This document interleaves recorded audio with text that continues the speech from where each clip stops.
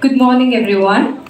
I request Dr. Savita Pereira, session in charge, to escort the dignitaries on the dais.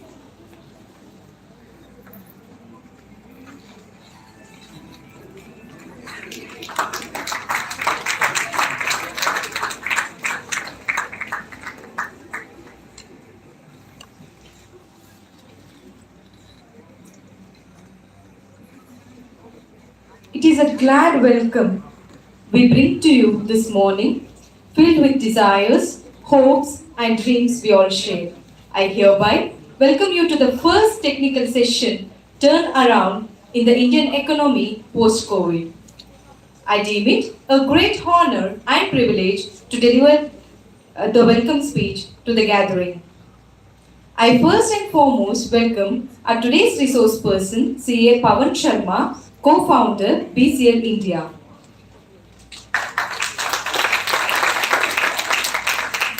Also, I welcome our today's chairperson, CA PRASANNA SHENOY M, Chairman, Mangaluru branch of SIRC of ICAI.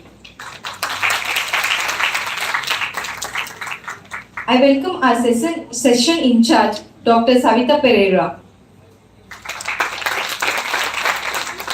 Hearty welcome to all the delegates, faculties, fellow mates, and everyone present here. I now request Ms. Sahana Anchan to introduce our resource person to the gathering. Over to you, Sahana. Good morning, everyone. Believing in yourself is the first secret to success. I, Sahana, deem it a great honor to introduce CA PAVAN Sharma, resource person for the first technical session 1 on turnaround in the Indian economy post-COVID. CA PAVAN Sharma has completed CA in 2011 and ranked 3rd in final, 38th rank in CA intermediate and 7th rank in CA foundation. Sir is a co-founder of BCL India, which was established in 2010. He has around 130 plus team members operating out of 3 locations. His latest forays include FinVers and compliance on the cloud. He served as a director in independent capacity at Oleo Buffers Private Limited, 2011. He is also an advisor of board, Credit Tap Technology Private Limited, YBAMQ Procurely Technology Private Limited, the Upstream Live by Vishal Krishna, the Marq Funds, Acceleration and Incubators. Sir has even taken part in discussion with MOS, Home Ministry Government of India, the COVID crisis and possible recovery path. He was even invited to Beijing by Ministry of Commerce, Republic of China. Sir has conducted many webinars for PayU Startup India. He was a panelist of debate at News 9 and other programs. He has given radio programs in Red FM on budget changes. Sir has conducted 100 workshops on various topics. He has been a guest lecturer to various colleges, professional institutions like ICAI. He also publishes his own blogs. Today, we are privileged to have this opportunity to listen to him. On behalf of all gathered here, I welcome you, sir.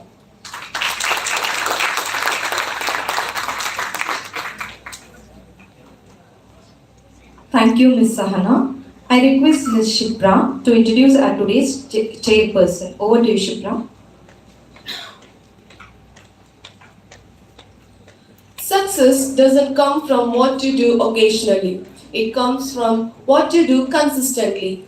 I, Shipra, deem it a great honor to introduce CA PRASANNA SHENOY Mangalpadi, chairperson for the session. CA PRASANNA SHENOY pursued his Bachelor's of Commerce from Canara College, Mangaluru. He did his articleship under CAM Jagannath Kamath, Mangaluru. He completed his FCA, LCS. He has also completed his Diploma in Information System Audit certification course on indirect taxes organized by ICAI in 2013. Completed certification course on concurrent audit of banks organized by ICAI in 2014. Sir has secured second rank in BCom in Mangaluru University in the year 2008. He has secured 15th All India rank in CA final in the year 2010 and also a 21st All India ranker in CS Executive in the year 2011. Sir is an honorary editor for E-Bulletin monthly journal issued by Mangaluru branch of SIRC of ICAI. He has conducted student seminars and study circle meetings on taxation, audit and accounting standards in Mangalore and Udupi. He is a member of Board of Studies of BBA at St. Aloysius College, Autonomous, Mangalore. He was a chairperson of Mangalore branch of Southern India CA Students Association during the year 2019-20. He was also treasurer and secretary of Mangalore branch of SIRC of ICAI, and presently he is the chairman of Mangalore branch of SIRC of Institute of Chartered Accountant of India. Presently, Sir is working as partner in firm of Chartered Accountants, PRASANNA, SHENOY and Co. in Mangalore. Today, we are privileged to have this opportunity to listen to him. On behalf of all gathered here, I welcome you, sir.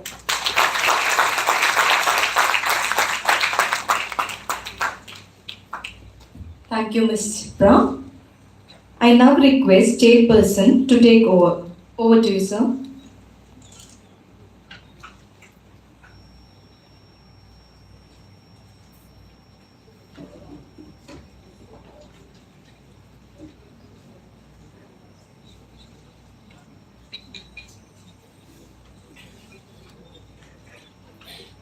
Respected resource person for the technical session, my dear friend CA. Respected coordinator for the session, Sarita ma'am, the director of SDM college, the post-graduation college, Seema ma'am, and other the faculty members, my colleagues in the profession, CA Gautam bhai, CA Pradeep, and my dear students. So we are here for a technical session on turnaround in the Indian economy post COVID. I think we had a power pack session during the keynote address by Praveen Kamath Kumble. So after the power pack session, handling a technical session would be a bit difficult. Even then, I think the audience have changed and some new students have come in here. So I can definitely take the liberty to address the new students in. So first of all, on a lighter note, I would like to say Pradeep, myself and Pavan have cancelled the plan of going to Pabas after listening to the address of Mr. Praveen Kamath, because he said we have to buckle up for the addressing the challenges of economy, not Indian economy but global economy as such. Keeping aside all these thoughts, so I would like to say when we talk about COVID or post scenario of the COVID, we have to understand what was in the pre-COVID, what was going on, what went wrong in COVID or what went good in COVID, and what are the afterthoughts of COVID. So we'll take one example, the simple example. So Mr. Praveen Kamath was giving importance to the technology. So I think this SDM college is in the Kodialbai village, and we have a shop called Nilgiri's, and we have a Panipuri guy there, right? I think most of the students would have attended that shop, and staff also. So in 2019, might be before the COVID, so you might have visited that shop, and you might have paid the money in cash, right? 10 rupees, 12 rupees, 15 rupees, whatever it is. So you might have paid it in cash, and now you go there. So after COVID, if you go to the same shop, he accepts money in UPI. So UPI, the technology has come a long way back in India. However, the adoption of the technology was not done in Mangalore at least. In Bangalore it was there, it was adopted earlier. In Mangalore it was not adopted. So COVID has taught us that adoption of technology is very important for running of business. So that's the one change. I don't say it's just an example. So it can be virtual meeting through Zoom or virtual meeting through the various platforms. So it can be through social media marketing through social media platforms.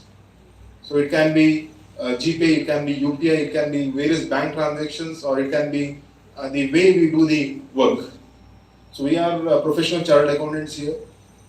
So the way we work, the way we were working prior to 2020 was very different. So we used to meet personally, physically, verify the vouchers or verify the documents, Now we do it online. So everything is soft copy. The clients have migrated to that technology during the 2020 or 2021. The last 2 years, a lot of clients have migrated into new technology. They have adopted technology in their books of account, maintaining the accounts. So that has eased out our work also. So wherein we can do the remote audit.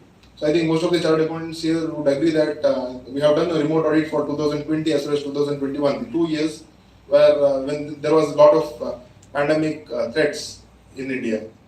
So the second thing, one is technology, second thing is medical emergency handling capabilities. India has done a very good job in handling the situations during the COVID. It has developed infrastructure required for handling the COVID in the various areas. If you take an example of a remote area called Kasaragod, so that is 30 kilometers away from Mangaluru, so where medical facilities are not available in plenty, they are dependent on Mangalore for all the medical facilities. So even that area was covered through the CSR donations by Tata. So wherein hospitals were created by in a blink of eye. I think they have built a hospital within a month that is portable one. So wherein they could provide facilities to the localites. Well, because there were a lot of border restrictions when you compare Kasaragod and Mangalore. It comes in between Kerala and Karnataka. So a lot of activities have been done by the government, so we have to applaud them for their activities. Third thing is, when you come to post-COVID scenario, India is known for skilled human resources. Mr. Praveen had a different opinion wherein he was insisting on upgrading the skills of human resources that is required. However, the human resources are plenty available in plenty in India.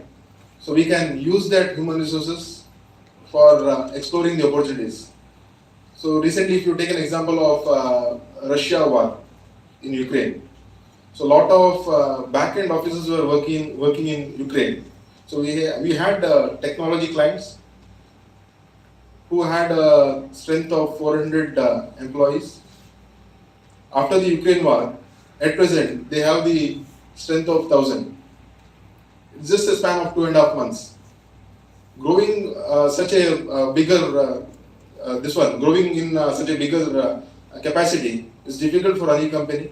However, we had plenty of human resources in India, so we need to explore that to manage the post-COVID scenarios. The last point which I would like to highlight is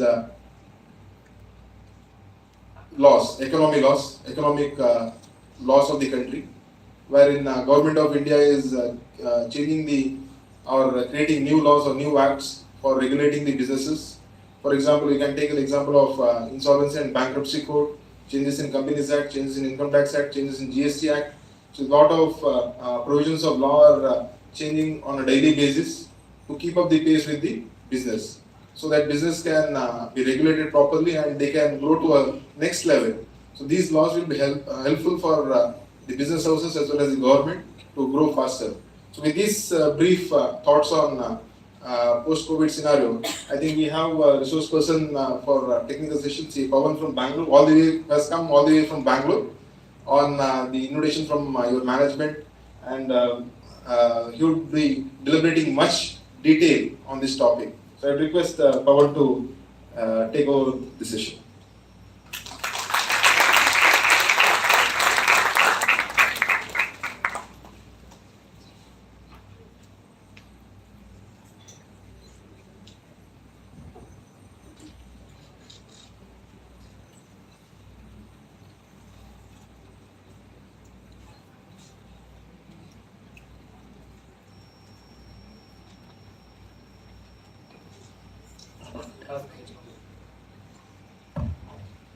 Thanks so much, Prasanna. So that's me, all the way from Bangalore, but can't go to Papa's today. They're cancelling me. Right, so I want to go to that Pani Puri shop he was referring to. Everyone goes there. Very good morning to you all. Yes, we have 15 more minutes. Yeah. Very good morning to you all. Absolute privilege to be here. I'm standing here before you. Thanks to the management. Thanks, Prasanna, for the warm introduction. Thank you, Pradeep, for getting me here. Pradeep, by the way, is from this college. He's an alumni. You will see him on the rank board here, 2008. You should go out and see. He doesn't like saying it, so I'll say it on his behalf. I just hope that I'll be able to do justice to the topic that you see on your screens here. I've used a very brave, bold phrase which says resurgent India. And I must explain to you all why I chose to do so. What does resurgent mean? And is its placement beside India appropriate? Also, if any of you are keen-eyed, you'd notice there's a question mark. So it says resurgent India and there's a question mark. So an explanation is necessary. Resurgence means becoming strong again. Now, I emphasize on the word again. So resurgence is becoming stronger again. As you all know, India was a strong economy many centuries back. Due to various reasons, we lost our way in between, and until very recently, we were classified under the category of third world countries. There was much done after independence, and we moved slowly, inch by inch, from the third world nations to the developing nations. Right? Recent events, especially those after COVID, have shown the world what we are truly capable of. And we have achieved so much in the last few months. And in the slides that you'd see, I cover a lot of data to tell you, to actually justify what we have done, and to give you all and myself a lot of confidence to say that the future looks bright for us. Now, are we ready to reclaim our position as the leader of the world that we were? And are we prepared to lead the world again?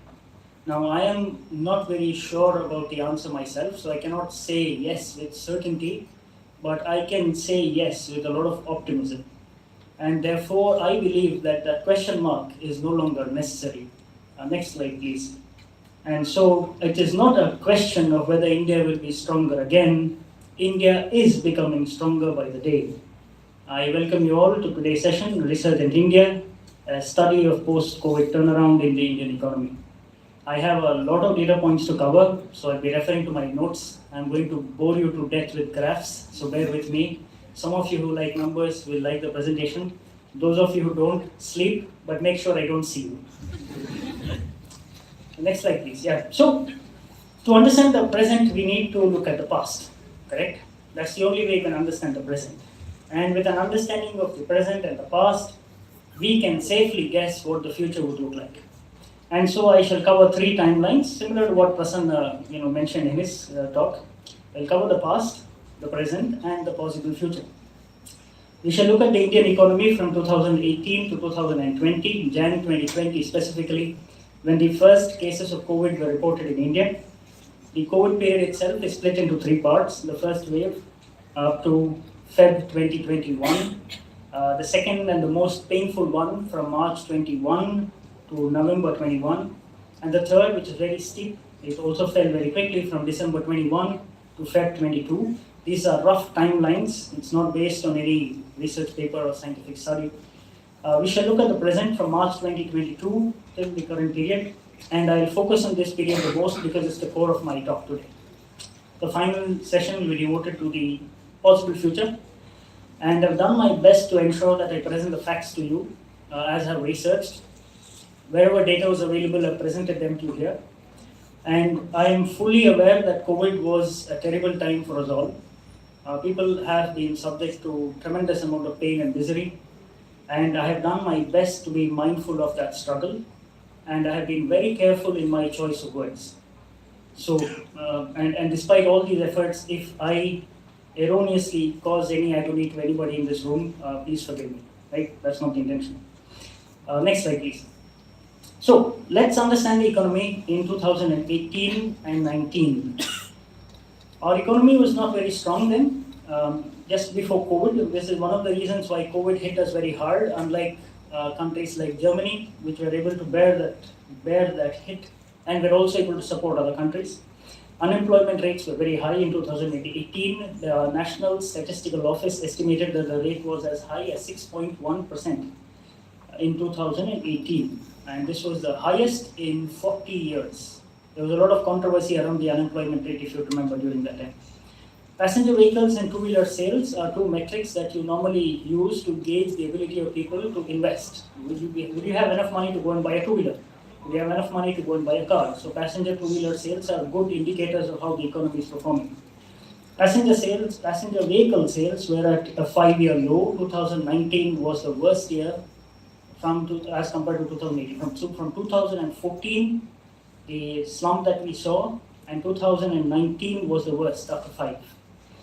Passenger vehicle sales grew by only 2%. The graph is a little small, so I don't know if those at the back can see it. Is it possible to dim this light? Or is there not be able to see?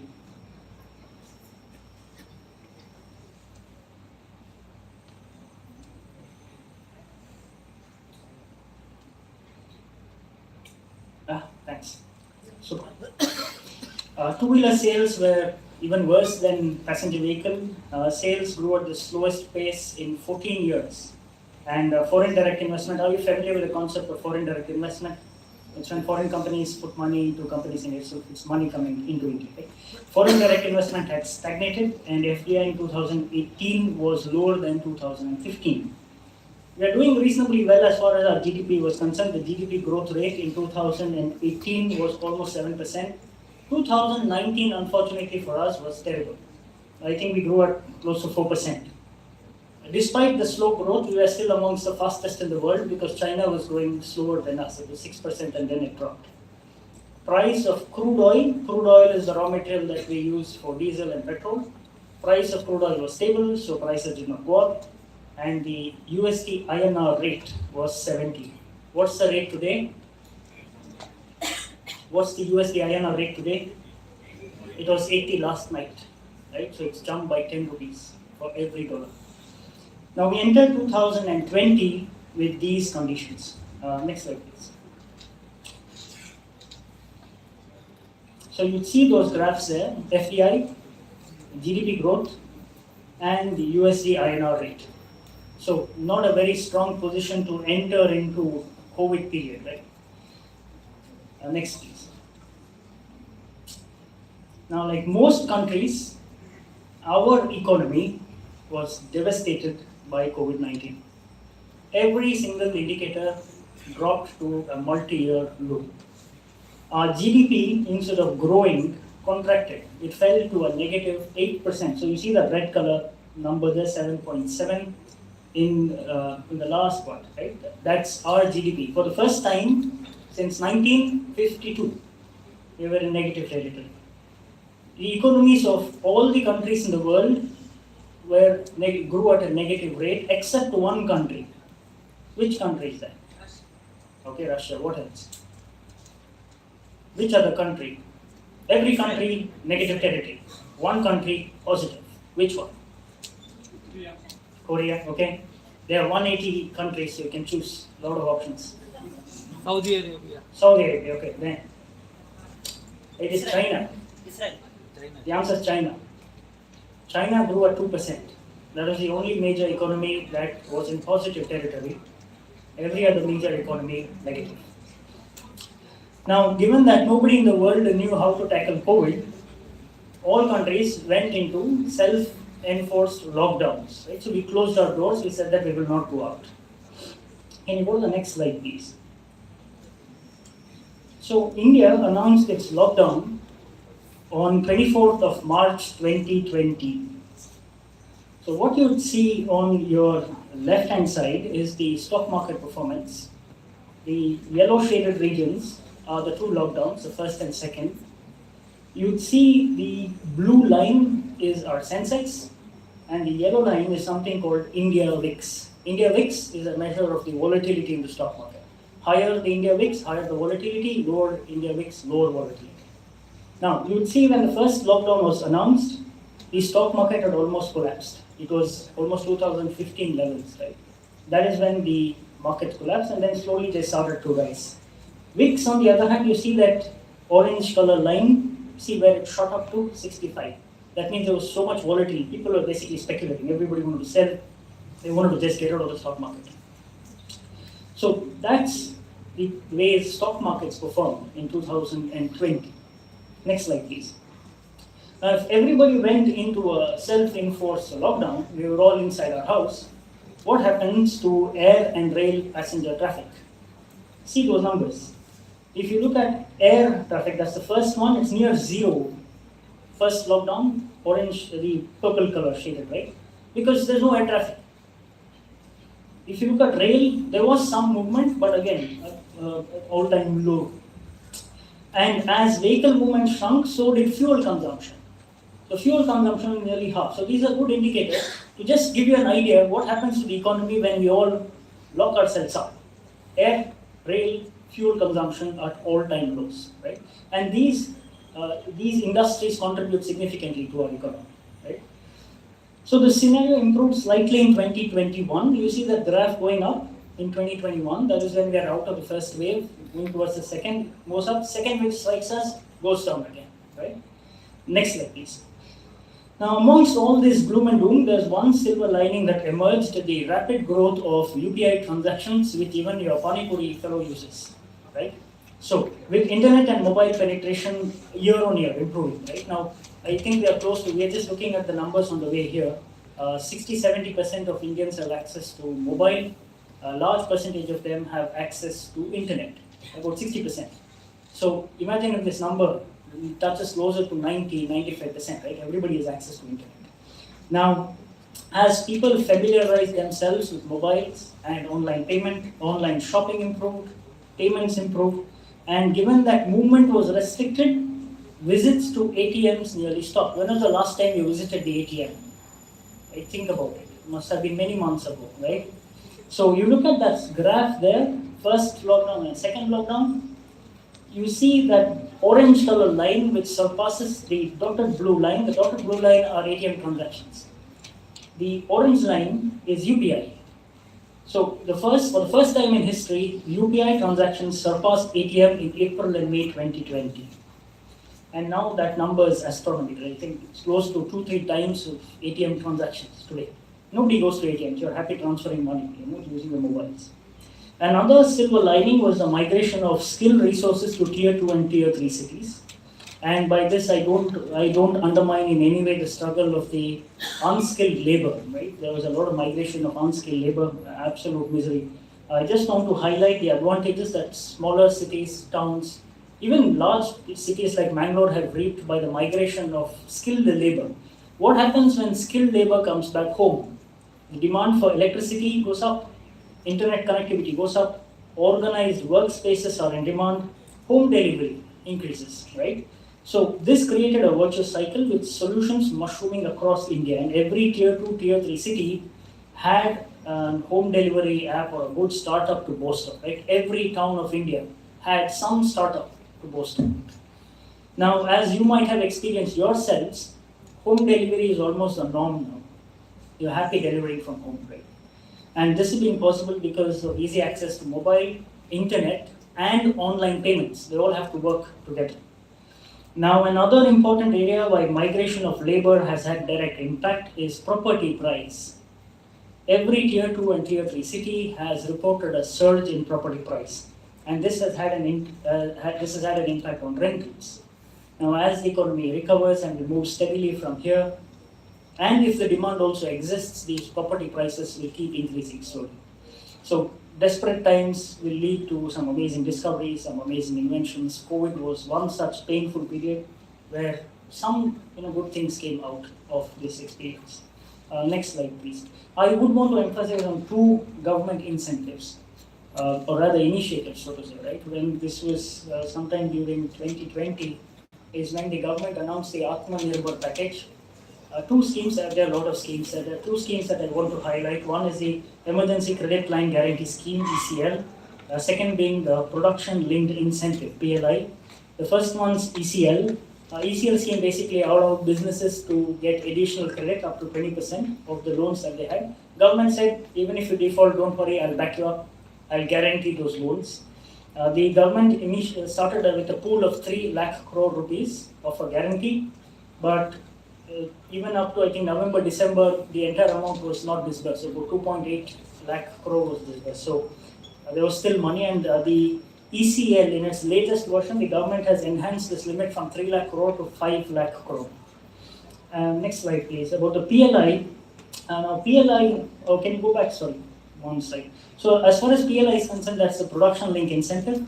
It will offer incentives to manufacturing companies, 4 to 6% of the turnover. The objective is that you promote manufacturing in India. India, unlike China, moved from agriculture to services. China moved from agriculture to manufacturing and now services. So we basically jumped over the manufacturing phase.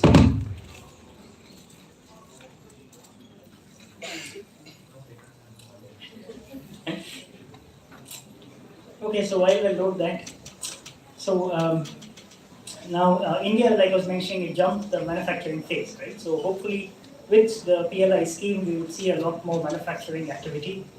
The scheme, that's okay. While I put that up, you want me to wait for that, or can I continue? I'll continue. So the scheme, when it was launched, the PLI, it covered, I think, 1 or 2 industries, mostly the electronic components manufacturing. But by November, they had expanded it to close to 13 odd industries: textiles, automobiles, consumer goods, food. So we have large companies like Britannia, Wipro, Lupin, Daikin, and Havells who are taking benefit. These benefits have already been approved. What happens is that these companies will manufacture, now on the sales, they would get a benefit. It's a direct subsidy from the government into their account. So it's encouraging these companies to manufacture more. Now with this background, we are in a position to understand how the Indian economy is rebounded, and for this, oh, super. Okay, let's go to the next slide. I would need this to explain how we have rebounded. So this is the core of my presentation. This was the background, and now we are entering the rebound phase. Right? Now the last 2 years, like I mentioned, was tough. Tough not just for India, for a lot of countries. You see those lines now. Those lines represent the GDP growth rates of various countries. You have China, you have US, you have Germany, you have UK, and the line that you see is India. Okay, so keep that in mind. Bars, different countries, and the line that you see is India. See what happens in 2020. Every month's a negative, right? So the Indian economy this year is at least expected to witness close to a 9% growth. And in the next year, it is expected to grow at about 8%. Manufacturing will grow significantly. The PLI scheme should help. And the Indian economy is in reasonably good hands in 2023. Now, what shape do you see on that graph? The V shape. Fantastic. So this was a question that would come up in media in 2020-21, where everybody would speculate what sort of growth would India see. Would it see V shape? Would it see U shape? Would it see K shape? Now, I'll not go into those shapes, but I am glad that it is V shape. V shape means you go straight down and you go straight up. Right? U shape is that you go down, takes a very long time, you're stuck there, and then you come up. Right? It means your economy stubborns. So this is a clear V from 2020, where we are in a pit. And 2021 is looking good, 2022 is looking even better. Hopefully 23 should be in a good position, right? Next slide, please. Yes, one other factor that you will have to consider. While we are growing, there are 2 numbers that I wish to give you. One, billionaires in India have risen from 102 in 2020 to 142. So 40 new billionaires have been added. Billionaires basically mean you have a lot of money. I don't know how many zeros, but you have a lot of money. Right? Now in the same period, 5 crore Indians slid back into poverty. So 40 more billionaires, 5 crore Indians back to poverty. Now the top 10 people in the world doubled their income in 2 years. And 99% of the global population lost money. Right? So you see this disparity. So these numbers are indicative of a K-shaped growth. K-shape basically means that rich get richer, poor get poorer. It's not V. It's more a K. Right? So these are 2 important things that you need to keep in mind. There are a small group of highly privileged people. They got richer, and the majority of us, had to go through a lot of struggle during the COVID. Right? Next slide, please. Now, how many of you invest in the stock market? Sir is very happy. How many of you invest in the stock market? You're all management students. Do you all invest in the stock market? It's easy to invest in the stock market. Oh, super. Right? So let's look at stock. Oh, there's one in this group. I can't believe it. Oh yes, there's one. See, his friend is helping him lift his hand up. Okay, that's good. So there are some people, right, who will do that. Super. So let's look at how the stock markets perform. Those of you who are investing would already know a little bit of it, right? You know the swing in your emotions last 2 years, right? Now the benchmark indices Sensex and Nifty increased by 17 to 18% in these last 9 months. Please note I'm looking at the present period now. I'm looking at the rebound phase. I'm not looking at the phase where the Sensex fell, right? Now Sensex scaled 60,000 in October 21. It was the highest. It's as if the second wave did not even exist, right? So in October it hit 60,000. Nifty grew at 18%. It was second fastest in the world. The fastest being the US S&P, which grew at 20%. Now, you see two other graphs there. The first one's the number of IPOs. IPO is basically a company that's going to market and asking money for the first time from the public, right? So if you look at the IPO numbers, nearly 90 companies have raised close to 1.1 lakh crore from the public. And this is the highest it's been since the last 10 years. I've got 5-year data, but if you go back to 10, it will be the same. And why did this happen? Why did people like you and me decide to put money in the IPOs? Forget about the existing companies. For those of you who invest in the stock market, did you invest in IPOs too? Did you buy any shares of new companies? Yeah, so, correct. Exactly, right? So you put money. So why did people like us go and buy shares of companies that have come to the market for the first time? Strange, right? You'd rather go to a company that's established. Now that's happened because of the lower earning potential of other instruments. Fixed deposits, the rates fell. And there was huge liquidity in the market, which means we had money in our pockets, right? And the lower earning opportunity was the result of the Reserve Bank reducing rates. So when the Reserve Bank reduces, we call them repo rates. When the Reserve Bank reduces those rates, banks reduces the rate of their lending, reduces the rate of fixed deposit, correct? Now fixed deposit interest is income to you, it is cost to the bank, correct? So the bank also reduces the fixed deposit rate. And when that happens, if you're getting 4% compared to your friend who's investing in stock market and making 20%, you'd rather go to the stock market, correct? And investing has become very easy now. Internet, mobile-based app, 2-3 clicks, you purchase the share, right? So that's why you've seen a flush of funds in the stock market. Many people have invested and they've gone, and that's why you see the stock market going up. Present situation is very different, right? Markets have collapsed again, and they have fallen from the record highs, and that's because the government, rather the central banks have started taking money out again. Liquidity drops, repo rates rise, FD rates rise, and so you prefer to put money in safer baskets, right? So, next slide, please. Are you tired of seeing all these graphs? No? Imagine how tired I would have been making these graphs. So, now, we are looking at the rebound phase, and I'd like to go back to the same 3 parameters that we've seen in the first phase, the past. Air passenger traffic, railway passenger traffic, and fuel consumption. You see the yellow shaded region and see how that's jumped, right? Which means things are getting back. Things are getting back to normal. Now, air, railway are inching back to pre-pandemic levels. I don't have the latest data, but I'm sure by now it will be at pre-pandemic levels.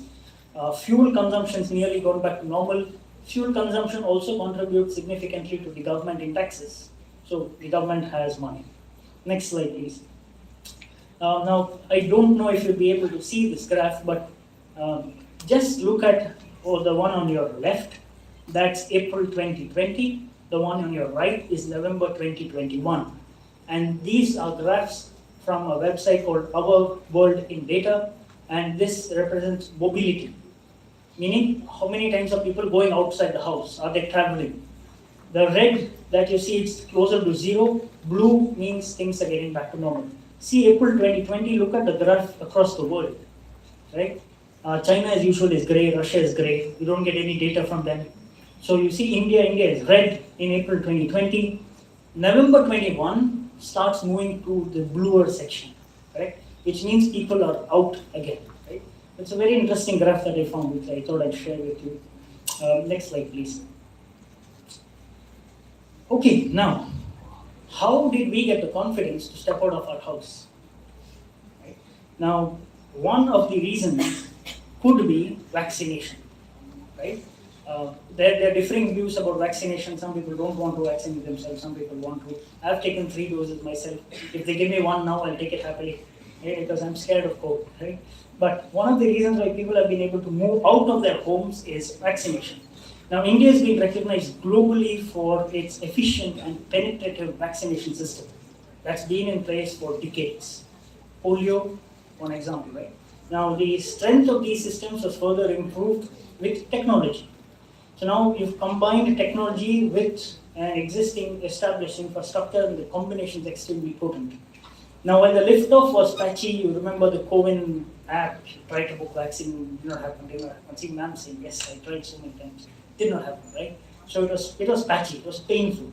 But after that, we have done marvelously well. In absolute terms meaning just the total number of vaccinations that have been administered, we've administered the highest number of doses in the world because we have the highest population, right? But we have efficiently delivered those vaccines. Nearly 80% of our population has received 1 dose. Close to 70% is fully vaccinated. And we have not only administered vaccines within our country, we have also exported homegrown vaccines to countries outside India. So you see that small graph there, that's Bharat Biotech. And we have some countries in Africa and South America to whom we have exported our homegrown vaccines, right? Our health workers, doctors, everybody who's been part of this painful journey deserves special praise. And if possible, 1 round of applause, please.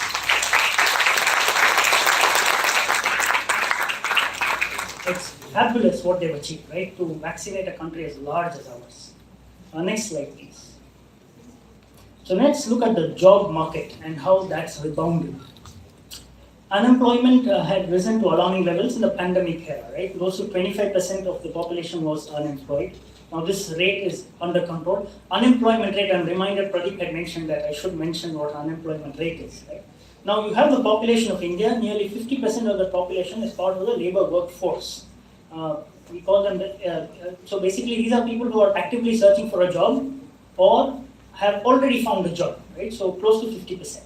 Of course, you have divisions in urban, rural, male, female, so on and so forth, right? But now out of this group of 50%, there is a percentage that is employed, there is a percentage that is unemployed. When we look at the unemployment rate, we refer to that percentage from the labor workforce.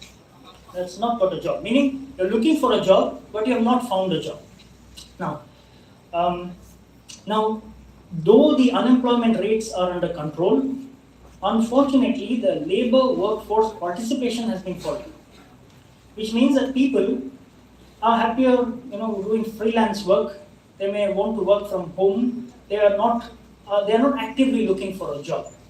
On the other hand, I found some contradictory data which said that there has been a rise in the EPF subscriptions. EPF is Provident Fund. It is a social security scheme of the government where you contribute some money, keep it aside for your retirement. Now the EPF data says that people have entered formal economy. You see that graph there, first lockdown, second lockdown, and then there's a spike.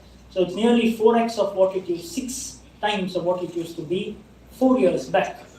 Which means people have entered formal economy. There's another set of data which says that the labor workforce participation is dropping.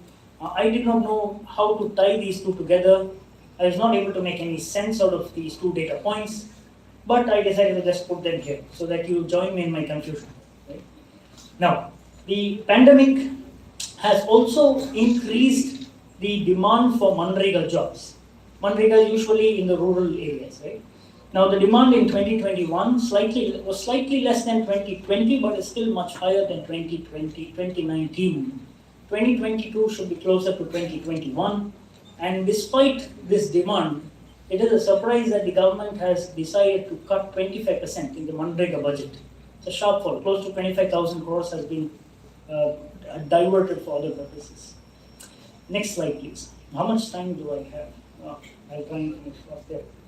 Like province, you're getting, Prasanna is getting bored. I think 10-15 more minutes, please. To conclude this session on the economic rebound, I'll discuss inflation, liquidity. Liquidity, as we have seen, is the surplus that we had in the pandemic era, and this was because of drop in repo rates. Repo basically is the rate at which the RBI lends money.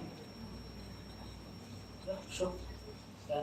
What he told me softly was I have to wrap up soon. So I'll finish this soon. Okay, so repo rates. Okay, I'll forget repo rates. Let's look at the petrol prices. You're interested in petrol price. You see that graph. The blue graph is crude oil. The yellow graph is the price of petrol that you and I pay. Now tell me logically, if the cost of raw material is lower, shouldn't the final price be lower too? Yes. Logically, yes. So the raw material is blue, the yellow line is the final price. You see those periods where the cost of raw material dropped, crude oil prices were at an all-time low. Don't you think the petrol price should have been lower? You all are paying 100 rupee plus, yes? Correct? Somebody said yes. Now, unfortunately for us, that benefit was not passed on to us, right? Maybe that was because the government earns money, a lot of money from petrol, taxes, and they needed that kind of money to support welfare schemes which they had to give up, right? So there's a reason behind it. Okay, next slide. Should we cover this? This basically says that the world is shifting away from China. They want to look at other countries. India could be a front runner, which means that people would come to India to invest and set up manufacturing facilities. And India is looking at clean energy, so it means that these manufacturing facilities will be set up without causing a lot of pollution, which is good. Right? Next slide, please. Similar point, e-mobility, electric vehicles, you will see that they are here to stay. Highways are getting better, rail connections are getting better, towns, cities are getting connected. With e-mobility or electric vehicles, I think the future looks extremely good. Next slide, please. Now, I'll just spend 1 minute here. Now, this is the possible future. This is the last part of my presentation. And while we have looked at some very good news in these slides, I just want to look at some indicators which focus more on the human story, right? Usually we get lost in GDP growth, inflation, repo, reverse repo. But there are metrics that look at the human side too, right? Now, if you look at the top 6 nations, and if you look at the per capita, US is the highest. Its per capita is nearly 30 times that of India. Massive. China, which has a population slightly larger than ours, has 5 times per capita than ours. So you can imagine how wealthy they are. HDI, it is a synthetic measure of health, education, and economics. It places India at a distant 131. So a lot needs to be done as far as these basic services are concerned, right? Education, health, and 20% of our population still lives below the poverty line. And poverty line in India is about $200. I have the dollar data, it's 200. The poverty line in the US is $12,700. So their poverty line itself is much, much higher than ours. So if the poverty level was increased to even 5,000 USD, you would see a large percentage of our population below the poverty line, right? So there is a clear gap between rich, super rich, so to say, and the poor. And unfortunately, this gap keeps widening. We hope that with the GDP improving, numbers getting better, these numbers improve too, because this becomes important, right? So with that, I wrap up my session. Thank you so much for your patience here.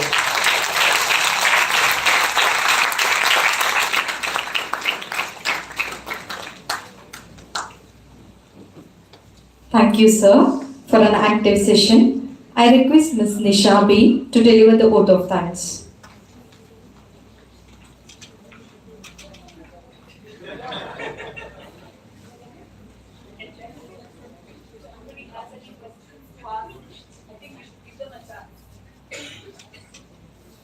Students, if you all have any questions for sir? Sir.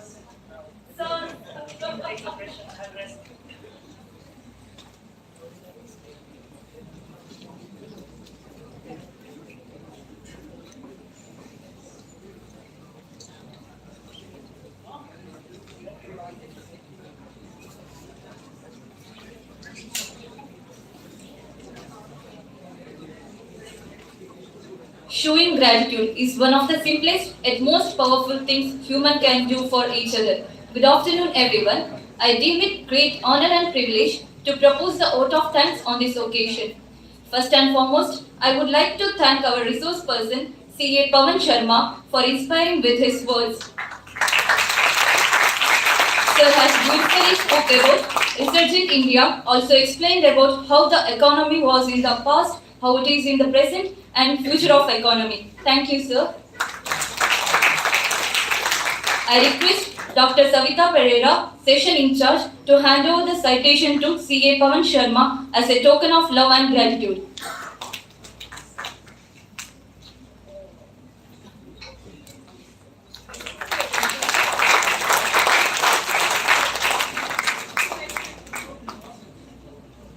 We are grateful to our chairperson, CA PRASANNA SHENOY Mangalpali, for his words of wisdom. Sir explained how COVID has changed the market in terms of technology, human resource and laws. Thank you, sir.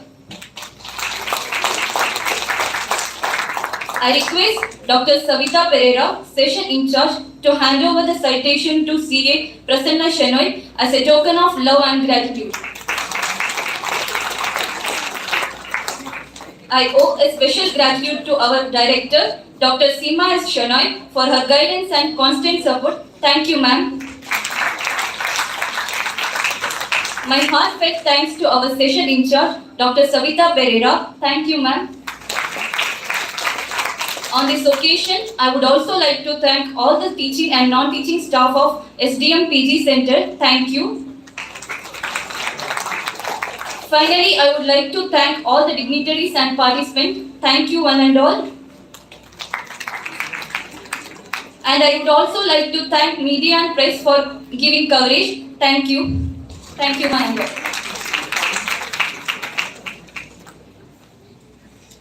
Thank you, Nisha. Technical session 2 will begin shortly. I request Ms. Megha to take over. Thank you.